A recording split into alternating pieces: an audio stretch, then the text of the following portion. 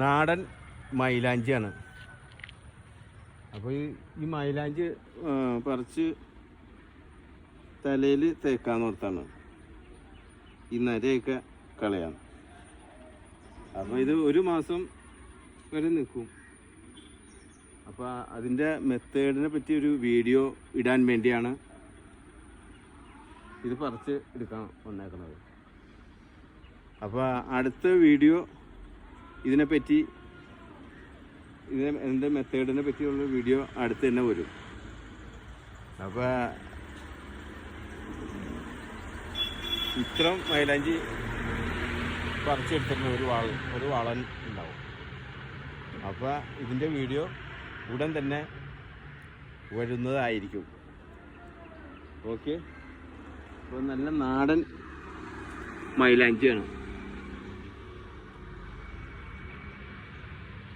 Okay.